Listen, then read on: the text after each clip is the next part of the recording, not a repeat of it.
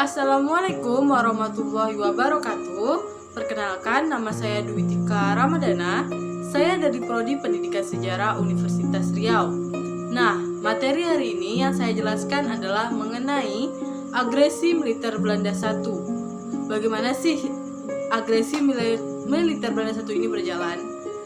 Sebelum melakukan agresi ini, Belanda itu terus melakukan kekerasan dan pelanggaran-pelanggaran terhadap perjanjian-perjanjian yang telah ia lakukan dengan Indonesia. Selain hal itu, Belanda juga melakukan politik pecah belah, yang mana hal ini sangat berpengaruh bagi keamanan dan politik Republik Indonesia itu sendiri. Pada akhirnya, Belanda ini melakukan serangan secara langsungnya terhadap Indonesia pada tanggal 20 Juli 1947 pada tengah malam.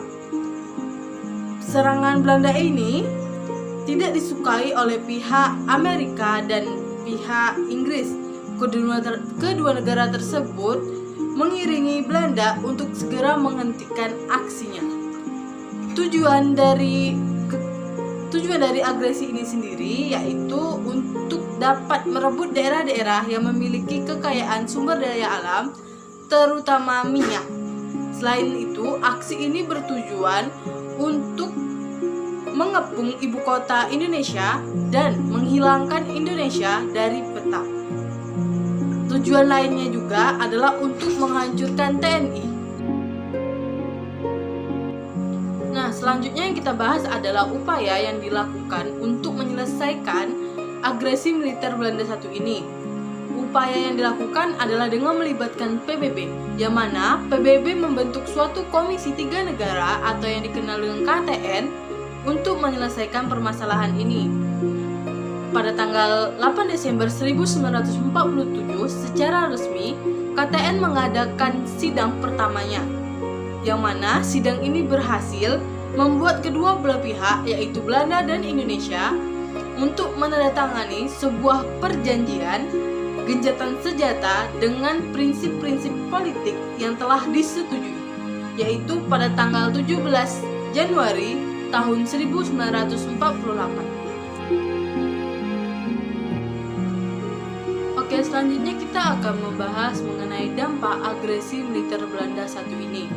Yang pertama kita bahas adalah dampak yang ditimbulkan bagi Indonesia, yaitu dampak positifnya perjuangan bangsa Indonesia memperoleh simpati dan dukungan dari masyarakat internasional. Selanjutnya, semua negara-negara Arab yang pernah dikunjungi menyatakan pengakuan de jure atas kedaulatan Indonesia. Selanjutnya, pemberian pengakuan tersebut sangat mempengaruhi sikap negara-negara dalam memandang konflik Indonesia dan Belanda. Dampak negatifnya, yang pertama adalah wilayah kekuasaan Republik Indonesia semakin sempit. Hal ini dikarenakan Belanda terus mendesak Indonesia, sehingga banyak wilayah-wilayah Indonesia yang berhasil direbut oleh pihak Belanda. Yang selanjutnya adalah stabilitas politik dan pemerintahan menjadi terganggu.